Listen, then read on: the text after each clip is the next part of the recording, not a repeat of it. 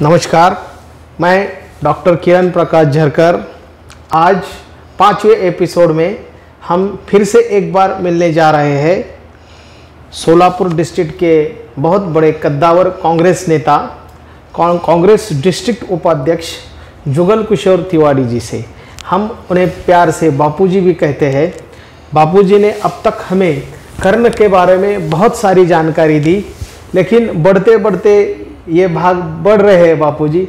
और मेरी आपसे विनती है कि जो कुछ भी हमारा पिछले पार्ट में रह गया है वो भी आप इस पार्ट में हमें उसका भी ज्ञान देंगे।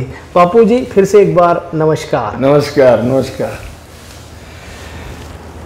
पिछले एपिसोड के अंत में हम लोग कर्ण के विषय में बात करते हुए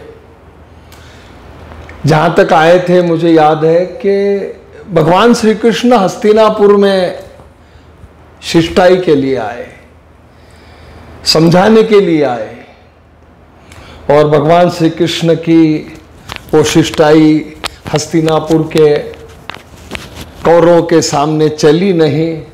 उनकी बात दुर्योधन दुशासन ने मानी नहीं। और फिर भगवान विदुर की कुटिया की तरफ जब बढ़ते हैं तब वो अंगराज कर्ण को अपने साथ लेकर गए थे। अंगराज कर्ण को समझाया था और अंगराज कर्ण ने बड़े प्रेम से उनका सम्मान रखते हुए इनकार कर दिया था कि मैं पांडवों के साथ मिल नहीं सकता, मेरा जीवन अब कौरवों के साथ जो होगा। ये एपिसोड होने के बाद किरण आपसे भी जब बात हुई और कुछ और भी साथियों से बात हुई, कुछ दर्शकों से बात हुई, कुछ महाभारत के कर्ण के प्रेमियों से बात हुई, तो सबका आग्रह रहा मैं इस एपिसोड के बाद जो आज हम बैठे हैं ये एक भाग में कुरुक्षेत्र पर आपको ले जाना चाहता था। और इसका ये कर्ण के विषय में जो कुछ मुझे ईश्वर ने जो कुछ जानकारी दी है, जो ज्ञात है मुझे, वो सारा समाप्ति इसी एपिसोड में करने की चाह थी मेरी। लेकिन आप सबके आग्रह पर बीच में जो बातें छूट गई, जैसे कवच कुंडल दान जो कर्ण ने किए, बहुत बड़ा प्रसंग है। ब्रह्मास्त्र के लिए महेंद्र पर्वत पर भगवान परशुराम का शिष्य बनकर जो अंगराज कर्ण 2 वर्ष तक रहे, वो भी बड़ा प्रसंग है। एक एक एपिसोड हो जाएंगे इस पर। मैं एक एक लाइन में वहां क्या हुआ 1-2 लाइन में लेना चाहता था, लेकिन आज के आग्रह पर उस घटनाओं को थोड़ा याद करके आपको जरा बताना चाहूंगा। आज पांचाली के वस्त्रहरण के वक्त, मतलब धूत में हारने के बाद पांडवों के हिस्से में 12 साल का वनवास और 1 साल का अज्ञातवास, जिसमें पांडव अभी वनवास में थे। वनवास में थे, रात दिन दुर्योधन फिक्र में रहता था कि पांडवों को खत्म करना है, अर्जुन को हराना है। कर्ण का भी एक बेटा पांचाली के स्वयंवर के वक्त, जिसका नाम सुदामन था, वो अर्जुन के हाथों मारा जा चुका था। कर्ण को भी जख्म हो चुका था। और उन दोनों में ऐसी बातें हो रही थी। एक दिन वार्तालाप के समय दुर्योधन ने कहा कि हम एक चाल चलते हैं, और वो चाल ये बनी कि द्वैत वन में पांडवों का निवास है। उनको पता चला उनके जासूसों के माध्यम से, तो उसने ये प्रोग्राम बनाया, ये प्लान बनाया। प्लान क्या, ये कारस्थान ही कहेंगे हम इसको, कि हम अपनी दासियों को लेकर द्वैत वन में जाएंगे। सरोवर में गहनों से लदी फदी बड़ी विलासी इसमें दासियां नहाएगी, श्रृंगार करेगी और अपने ऐश्वर्य का, हस्तिनापुर के ऐश्वर्य का प्रदर्शन करेंगे कि हस्तिनापुर की दासियां भी इतनी अमीर है। और वन में भटकने वाली द्रौपदी इन भिक्षुकों की पत्नी की तरह है। फिर वो ताना मारेगी कि देखो ये दासियां जो मेरे पांव दबाती थी, मेरी सेवा करती थी, ये ऐसी विलासिनी बनी है और मेरा क्या हाल किया है आपने। इस तरह कुछ तो भीम अर्जुन क्रुद्ध हो जाएंगे और वो हम पर चाल करके आएंगे, मतलब वो सामने आ जाएंगे, फिर युद्ध होगा। तो कर्ण ने कहा युद्ध मैं संभाल लूंगा। कर्ण को कॉन्फिडेंस बहुत जबरदस्त था, सूर्यपुत्र था। तो कर्ण भी राजी हो गया द्वैत वन में जाने के लिए, कुछ सैनिकों को लेकर, दास दासियों को लेकर। उनका खास दास था प्रभंजन, दुर्योधन का। उनको वन में भेजा गया एक सरोवर में कि दासियों को गहनों से लदी फदी करके नहाने के लिए छोड़ दो। और कर्ण और दुर्योधन, इसमें प्रमुख कोई भी रथी महारथी नहीं था। और जब ये वन में पहुंचे तो प्रभंजन दौड़ता आया और हुआ ये कि जहां इनकी दासियों को ये नहाने के लिए उस सरोवर में छोड़ आए, वहां पर गंधर्व स्त्रियां नहा रही थी। और गंधर्व स्त्रियां जहां नहा रही थी, वहां पर गंधर्व सैनिक उनकी रक्षा के लिए मौजूद थे। और जब तक कर्ण और दुर्योधन वहां पहुंचते हैं, तब तक उनमें झगड़ा हो चुका था। कौरवों के सैनिक गंधर्वों के सैनिकों से भिड़ चुके थे और बड़ी घमासान हो रही थी लड़ाई।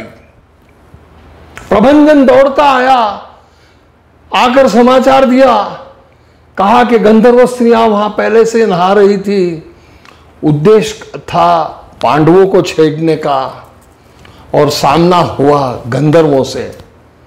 दुर्योधन और कर्ण भी अपने तीर कमान लेकर दौड़ पड़े। इतने में एक बड़ा खूबसूरत, ऊंचा पूरा दिखने वाला एक युवक उस सारे गंधर्वों के सेना में इनको नजर आया। वो गंधर्वपति चित्रसेन था। वो भी बड़ा पराक्रमी था। उसने ललकारा कर्ण को कि अंगराज चले जाओ, अपनी मौत मत बुलाओ। कर्ण को ललकारने के बाद कर्ण कहाँ चुप बैठने वाला था। बड़ी घमासान लड़ाई होती है। कर्ण पर जितने भी वार होते हैं, कवच कुंडल की वजह से सारे खाली जाते हैं वार। जैसे तृण घास उसके शरीर के टकराती है। थोड़ी देर में चित्रसेन के ध्यान में यह बात आते ही सैनिकों को वो चिल्ला के कहता है, अरे ये हस्तिनापुर का अंगराज कर्ण है, इसका अभेद्य कवच है, इस पर कोई अस्त्र शस्त्र नहीं चल सकता, ये मर नहीं सकता, इसको घेरो और जिंदा बंदी बनाओ। पूरे सैनिकों से कर्ण घिर गया था। हस्तिनापुर की दासियां भी घिर गई थी। कर्ण ने, उसके घोड़े का नाम था वायुजित, वायुजित पर छलांग लगाई और सैनिकों को कहा कि दासियों को लेकर दौड़ो। और कर्ण भी दौड़ पड़ा। अब दौड़ रहा है कर्ण और मन में द्वंद्व है कि मैं अपने सैनिकों को और हस्तिनापुर की दासियों को बचा रहा हूं या पलायन कर रहा हूं। द्विधा मनस्थिति थी। क्षत्रिय था वो, क्षत्राणी का बेटा था वो, भले सूतपुत्र कहलाया, स्वाभिमानी था, दुनिया की नजर में अभिमानी था। और पीछे मुड़ के देखा तो युवराज दुर्योधन नजर नहीं आए। काफी आगे दौड़ लगाकर जाने के बाद प्रभंजन रुक जाओ, कर्ण ने आवाज दी, मुड़ जाओ पीछे। युवराज दुर्योधन पीछे रह गए हैं, पता नहीं उन पर क्या आपत्ति है। फिर से दौड़ पड़े और उस जगह तक गए तो वहां पर नीची गर्दन किए हाथ बंधे हुए दुर्योधन नजर आया। बेल होती है, बेल से हाथ बंधे हुए थे। बड़ा शर्म महसूस कर रहा था। दुर्योधन भी बहुत मानी था। कर्ण ने हाथ खोले, थपथपाया, बोले क्या हुआ राजा, मित्र बताओ। वो पेड़ के नीचे बैठ गया, कहने लगा कि मैं अब आत्मदहन करूंगा, मैं हस्तिनापुर नहीं आऊंगा। क्या हुआ, क्या बताओ युवराज। तब उसने कहा कि आप चले गए सैनिकों को, दासियों को लेकर, और यहां मुझे बंदी बना लिया गया। बोले कैसे? तो बोले कहीं से सन्यासी के भेष में कोई साधु आया और बाणों की बौछार कर दी, और उसकी चाल से मैं समझ गया वो अर्जुन था। अर्जुन ने चित्रसेन और सारे गंधर्वों को हराया, सबको भगा दिया, खदेड़ दिया और मुझे बचाया। मुझे बचाकर, मतलब मुझे बचाने से पहले चित्रसेन मुझे बंदी बनाकर लेके जा रहा था। उसको अर्जुन ने ललकार के रोका, गंधर्वों को पराजित किया, गंधर्वों से मुझे छुड़ाया और मुझे लेकर अपने भाई युधिष्ठिर के पास गया और कहने लगा कि भाई की आज्ञा के लिए मैं तुमको मदद करने आया हूं, और वापस कभी इधर का रुख नहीं करना, जाओ, जीवन दान देते हैं हम तुम्हें। इससे बड़ा अपमान क्या होगा अंगराज। जिन पांडवों को अपमानित करने के लिए हम आए थे, उन पांडवों ने मुझे अपमानित किया, जीवन दान दिया, और मैं अपमानित होकर हस्तिनापुर नहीं लौटूंगा। तब कर्ण ने काफी समझाया बुझाया, मैं ऐसा पराक्रम करूंगा कि तुम्हारा सारा अपमान धोकर निकालूंगा। 4 बातें समझाई, हस्तिनापुर लौट आए, और 2-3 दिन के अंदर एक संदेशा मिला। पहली बार हस्तिनापुर में पितामह भीष्म के हुक्म से दरबार बुलाया गया। सबको संदेश आया कि पितामह ने दरबार बुलाया है। पितामह का अधिकार महाराज धृतराष्ट्र से भी बड़ा था। दरबार खचाखच भर गया था।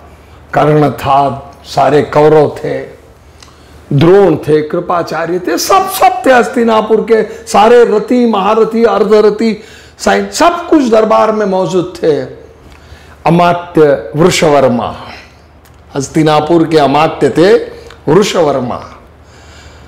नियम के अनुसार वृषवर्मा उठकर खड़े हुए और उन्होंने प्रस्तावना की कि हस्तिनापुर के इस दरबार में हमारे सबसे ज्येष्ठ मार्गदर्शक आदरणीय पितामह हैं, जिन्होंने आज ये दरबार बुलाया है, आपसे कुछ कहना चाहते हैं। मैं सभी से बड़ी नम्रता से निवेदन करता हूं कि पितामह जो कहेंगे उसको सब ध्यान से सुने और उस पर अमल करें। ऐसी प्रस्तावना करके अमात्य वृषवर्मा बैठ जाते हैं। पितामह भीष्म उठते हैं। पितामह भीष्म ने काफी लंबा भाषण दिया, नीति अनीति की 10 बातें समझाई, गलतियां बताई दुर्योधन की। अनीति के रास्ते पर आप बढ़ रहे हो, अधर्म के रास्ते पर बढ़ रहे हो, ये राजपाट पांडु का है, पांडु के वारिसदार पांडव इसके हकदार है, ये पाप मत करो, अधम की तरफ मत चलो। उनके पीछे भगवान श्री कृष्ण की ताकत है, इसको समझो। सारी बातें समझाई और समझाते समझाते दुर्योधन को बोले, किसकी बल के बूते पर तुम ये जोर मार रहे हो दुर्योधन? परसों गंधर्वों से पीट कर आए थे, भूल गए क्या? ये कर्ण भी भाग कर आया था। पितामह ने अपमान कर दिया हस्तिनापुर के दरबार में, और ये राजदंड लिया हाथ में। धृतराष्ट्र के अलावा राजदंड को हाथ में लेने का अधिकार सिर्फ पितामह का था। अगर इस राजदंड के लिए अगर लड़ रहे हो 100 के खिलाफ 5, तो मत लड़ो भाइयों के खिलाफ भाई। इस राजदंड की वो कीमत नहीं है जो तुम चुकाने जा रहे हो। और अगर ये राजदंड कल होने वाले नरसंहार से अगर कीमती है, तो मैं गंगा पुत्र भीष्म, मैं ये राजदंड यूं फेंकता हूं। दरबार में राजदंड पितामह भीष्म फेंक देते हैं और वो गिड़गिड़ाता हुआ, सारे दरबारी उठ खड़े होते। राजदंड मान चिन्ह था इनका, सबका सम्मान था। हस्तिनापुर की उस पर साख थी, हस्तिनापुर का प्रतिष्ठा थी, हस्तिनापुर की उस पर ख्याति थी, सम्मान था। सब उठ के खड़े हो जाते हैं, बड़ी शांति, और पितामह भीष्म बैठ जाते हैं। अब अंगराज कर्ण उठकर खड़े होते हैं, एक पल में उठकर खड़े होते हैं और झुककर राजदंड उठा लेते हैं। उठकर बड़े जोर से हस्तिनापुर के उस दरबार में अंगराज कर्ण चिल्ला कर कहते हैं, दाड़ कर कहते हैं, कर्ण भागा नहीं, कर्ण ने पलायन किया नहीं। और जिस राजदंड को मेरा पलायन सिद्ध करने के लिए, मुझे भगोड़ा साबित करने के लिए और पांडवों का श्रेष्ठत्व बताने के लिए पितामह आपने फेंका है, ये कौरवों का मानदंड, यह राजदंड मैं आज प्रतिज्ञा करता हूं। अंगराज कर्ण, अधिरथ बाबा का पुत्र, राधा माता का बेटा और युवराज दुर्योधन का सखा, हस्तिनापुर के इस दरबार का निष्ठावंत सैनिक, मैं प्रतिज्ञा करता हूं कि आने वाले 2-4 दिन में मैं दिग्विजय के लिए निकलूंगा और सारे आर्यावर्त के जितने क्षत्रिय बलवान राजा महाराजा हैं, उन सबको इस हस्तिनापुर के राजदंड के सामने झुकाऊंगा, सब तो मांडलिक बनाऊंगा, इस राजदंड के सामने सबको झुकाऊंगा और अपना पराक्रम सिद्ध करूंगा, अपना बल सिद्ध करूंगा। और दरबार बर्खास्त हो जाता है। 2-4 दिन में अपने भाई शत्रुघ्न, तब जिसको शोण कहते हैं, उनको लेकर अंगराज कर्ण दिग्विजय के लिए निकल जाते हैं। दिग्विजय के लिए बड़ी भारी पूरी सेना, 4 अक्षौहिणी सेना दुर्योधन उसके साथ देता है। आर्यावर्त के सैकड़ों तमाम राजाओं से लड़ाई होती है, कुछ स्वागत करते हैं, जिनमें प्रमुख, जिनके नाम मैं बताना जरूरी समझता हूं। विदर्भराज रुक्मी, जो रुक्मिणी का भाई था, बड़ा बलवान था, उसको भी झुकना पड़ा। पांचाल राज द्रुपद, पांचाली का भाई धृष्टद्युम्न, उसको भी झुकना पड़ा। जरासंध पुत्र सहदेव, उसको भी झुकना पड़ा। और भी मद्र देश का राजा शल्य, जो माद्री का भाई था और नकुल सहदेव का मामा था, उसको भी झुकना पड़ा। आर्यावर्त में कन्याकुमारी से कश्मीर तक एक राजा को नहीं छोड़ा अंगराज कर्ण ने, सबको झुकाया हस्तिनापुर के इस राजदंड के सामने। उसके पहले हस्तिनापुर का ऐसा दिग्विजय महाराज पांडु ने किया था, और महाराज पांडु से पहले महाराज नहुष ने किया था। महाराज नहुष ने तो इंद्र को भी परास्त किया था। और ये सब दिग्विजय कर कर जब कर्ण लौटता है, अंगराज कर्ण का बहुत जबरदस्त स्वागत हस्तिनापुर में हुआ। 5 घोड़ों के रथ के अंदर उनका जुलूस निकाला गया, जगह जगह पर लोगों ने स्वागत किया, कुमकुम लगाया। हाँ, कुमकुम वाली बात याद आई। फूल बरसाए, पांव पे कलश खाली किए पानी के, और इनका जुलूस महात्मा विदुर के घर के बाहर से जब निकलता है, छोटा सा प्रसंग है, कुछ भावनात्मक प्रसंग मुझे ये बात कहते कहते कुछ याद आ रहे हैं किरण। और वहां पर माता कुंती का निवास वहां पर था, विदुर जी के घर पे। तो राजमाता कुंती तो जानती थी ये मेरा श्रेष्ठ बेटा है, ज्येष्ठ बेटा है। राजमाता कुंती की तरफ से एक दासी आती है, रथ के सामने आती है और अंगराज कर्ण से कहती है, विनती करती है कि अंगराज रथ से नीचे उतरकर पधारिए। पूरे हस्तिनापुर के जुलूस में एक बार भी अंगराज रथ से नीचे नहीं आए, सारे स्वागत रथ पर ही स्वीकार किए। ये दासी ये माता कुंती की तरफ से आती है, वो भी पंचारती लेकर कुमकुम तिलक करने के लिए। अंगराज कर्ण तुरंत कूद जाते हैं नीचे। उनके पहले सत्यसेन उनका जो साला था, सारथी था, वो कहता है नहीं अंगराज नीचे नहीं आएंगे। अंगराज रोक देते, सत्यसेन रथ को रोको, कूद कर नीचे उतरते हैं। राजमाता कुंती की तरफ से, नहीं जानते वो उस वक्त कि ये मेरी मां है, लेकिन राजमाता है ये जानते। और सोना ललाट होता है उनका। इतने जुलूस में किसी को यह ध्यान नहीं था कि कुमकुम लगाया जाए। वो कुमकुम लगाने के लिए राजमाता दासी को भेजती है।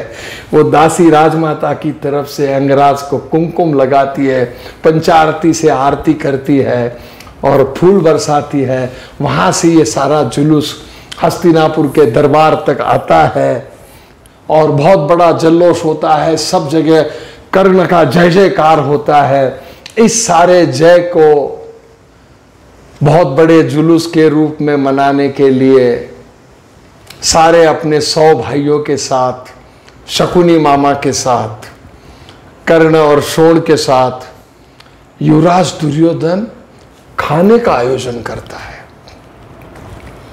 और खाने के आयोजन पर सब आते हैं, तो वहां पर सोमरस का भी आयोजन होता है।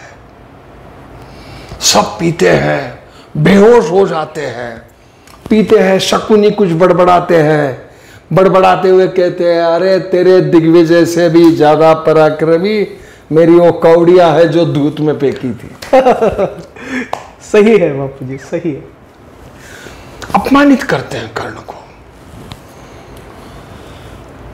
दुर्योधन भी कुछ बड़बड़ाता है और दुर्योधन के मुख से ये निकलता है, तेरा बोलता है, अंगराज तूने सारे आर्यावर्त को जीत लिया, लेकिन तू अर्जुन को नहीं जीत सकता। नशे में बड़बड़ाता है। किरात रूप में भगवान शंकर से अर्जुन लड़ा था। भगवान शंकर किरात के रूप में आए से अर्जुन के साथ लड़ाई हुई थी उनकी वनवास में। किरात रूप के भगवान शंकर जी को अर्जुन ने हराया था, ये इतिहास है।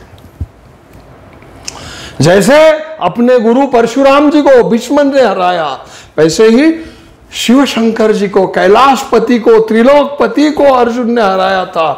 वो शराब के नशे में बड़बड़ाता है, अरे किरात रूप के शंकर को हराने वाला अर्जुन तुझसे श्रेष्ठ है, तू नहीं हरा सकता। ये चोट लगती है कर्ण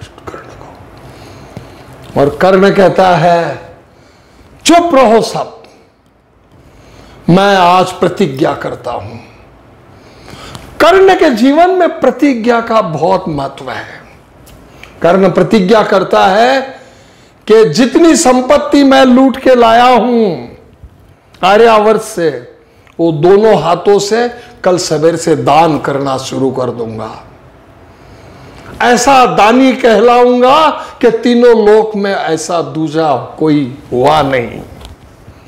और दूसरी प्रतिज्ञा ये कि जब तक अर्जुन का वध नहीं करूंगा तब तक न मांस खाऊंगा, न मदिरा पीऊंगा और न पांव धोऊंगा।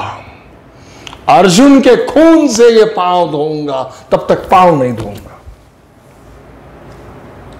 ये प्रतिज्ञा कर लेता है कर्ण और निकल जाता है। और दूसरे दिन से वो चौथरा आज भी है हस्तिनापुर। कर्ण का चौथरा आज भी है, जहां वो खड़ा रहकर दान करता था। और क्यों लगता था, लाइन लगती थी, सारे आर्यावर्त में मालूम हो गया था कि इसके दरवाजे से कोई खाली नहीं जाता। उसने भी ऐलान कर दिया था कि मेरे दरवाजे से कोई खाली नहीं, जो जो मांगेगा उसे वो मिलेगा। हाथी, घोड़े, रथ, गाय, भैंस, हीरा, मोती, वस्त्र, जमीन, वस्त्र, जो मांगो वो देगा। और दोनों हाथों से खूब लुटाता था, और जैसे जैसे लुटाता था वैसे वैसे वो खुश होता था, लौकिक की तरफ बढ़ रहा था कि तीनों लोक में मेरे जैसा कोई नहीं हुआ। अब वो प्रसंग आता है कि एक दिन सवेरे बड़ा बेचैन कर्ण है, और कर्ण बेचैन है। दान सत्र के लिए कर्ण अभी बाहर क्यों नहीं आया, इसलिए भाई को देखने शत्रुन तब शोण आता है और कहता है, अंगराज समय हो के गया है। तो बोले, अच्छा हुआ तू आया, मैं थोड़ा परेशान हो रहे। बोले क्या? तो बोले, रात एक सपना आया। क्या आया भैया? बोले, सपने में भगवान सूर्य नारायण आए, और सूर्य नारायण ने आकर कहा कि कल सवेरे बूढ़े ब्राह्मण के भेष में स्वर्ग का अधिपति देवादिदेव इंद्र तेरे पास आएगा। सूचना दी सूर्य नारायण ने। उस वक्त तक अंगराज कर्ण को यह नहीं पता था कि ये मेरे पिता है। वो सिर्फ उनको बड़े आदर से देखता था कि ये मेरे गुरु है। घंटों उनको अर्घ्य देता था गंगा पर। सूर्य नारायण कहते हैं कि देखो अंगराज, बेटा कर्ण, उनको चंपानगर का नाम वसु था, वसुदेव, वसु वसु वसु कहते थे। राधा माता और अधिरथ बाबा वसु कहते थे। भगवान सूर्यनारायण कहते हैं, बेटा कल एकदम होशियार रहना, क्योंकि देवादिदेव इंद्र, देवेंद्र इंद्र ब्राह्मण के वेश में आएगा और तुझसे कवच कुंडल मांगेगा। क्यों? कि वो अर्जुन का बाप है, और अर्जुन को बचाने के लिए तुझे मारना जरूरी है, और कवच कुंडल तेरे दान में लेकर तेरी मौत निश्चित है। तू कदापि कवच कुंडल दान मत करना। हिदायत देकर सूर्य नारायण चले जाते। वो सपना, उस सपने में इन्होंने क्या जवाब दिया? शोण पूछता है, भैया आपने क्या जवाब दिया सूर्य नारायण से? तो हंसकर कहते हैं अंगराज, मैंने उनको कह दिया कि अगर देवेंद्र मेरे दरवाजे में आते हैं तो मैं कवच कुंडल अवश्य दूंगा। स्वर्ग का अधिपति मेरे दरवाजे में आता है तो मैं खाली कैसे भेजूं? तो शोण समझाता है, अधिरथ बाबा समझाते हैं, राधा माता समझाती है, वृषाली समझाती है, सुप्रिया समझाती है, सब समझाते हैं, मत करो अंगराज, मत करो। और तब शोण कहता है, देखो मरने के बाद उस पर फूल भी चढ़ते हैं, लेकिन शव कभी फूलों की सुगंध ले सकता है क्या भैया? तर्क करता है। लौकिक, किस लौकिक के पीछे दौड़ रहे हो भैया? जिंदगी सब कुछ है। तब कर्ण कहता है, जिंदगी जीने का नाम जरूर है भैया, लेकिन जिंदगी का मकसद जो नहीं जान पाया उसका जीना व्यर्थ है। हमारी मंजिल क्या है, हम किस लिए जी रहे हैं, यह जिसको पता चलता है उसकी जिंदगी को अर्थ प्राप्त होता है। तब शोण कहता है, तुम भी परेशान तो हो भैया, ऊपर से कह रहे हो कि दान कर दूंगा, लेकिन अंदर से तो परेशान हो। तब अंगराज कहता है, भाई होकर तूने पहचाना नहीं रे पगले। सरोवर में कमल होता है लेकिन पानी खुशबू नहीं जानता कमल की। कमल की खुशबू भ्रमर जानते हैं। तू भी नहीं समझ सका भाई को। और अंगराज कहते हैं मैं परेशान इसलिए नहीं हूं कि मुझे कवच कुंडल दान करना है, मैं परेशान इसलिए हूं कि इंद्रदेव मुझे जब कवच कुंडल मांगेंगे तो मैं इसको फाड़ूंगा कहां से, ये अभेद्य है, मैं निकालूंगा कहां से, ये परेशानी है मेरी पगले। मैं डरा थोड़ी हूं। जो मौत से नहीं डरता उसका नाम है अंगराज कांड।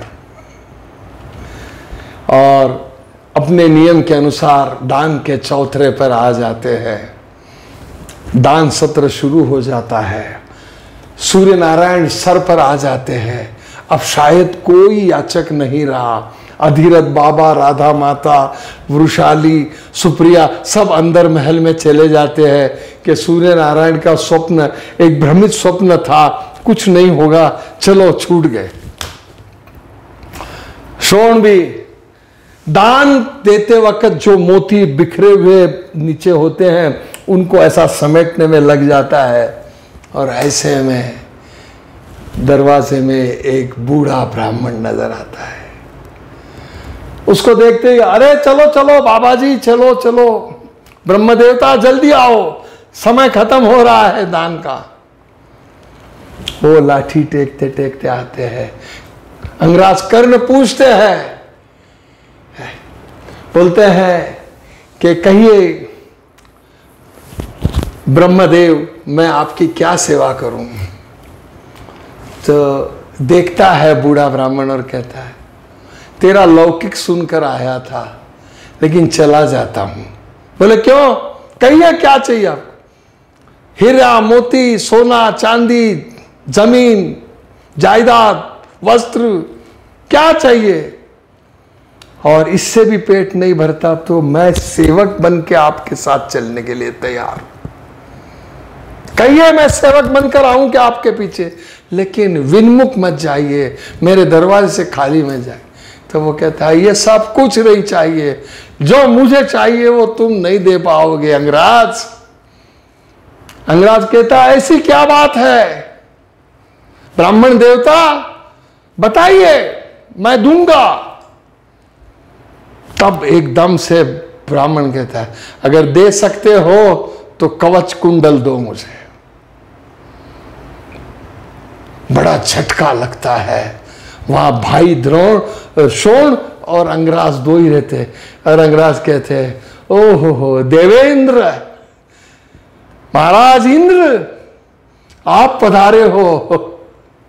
फिर इंद्र अपने असली रूप में प्रकट हो जाते हैं और कहते हैं, अंगराज उनको सुनाते हैं कि सारी दुनिया के देवों के राजा हो आप, स्वर्गाधिपति हो, और फिर भी भिखारी बनकर मेरे दरवाजे में आ रहे हो। आपको भला खाली कैसे जाने दूंगा मैं, और ये मौका कैसे छोड़ूंगा मैं तो आपकी राह देखकर थक गया था और सोच रहा था कि आप नहीं आओगे। आप क्यों आए हो ये भी मुझे पता है।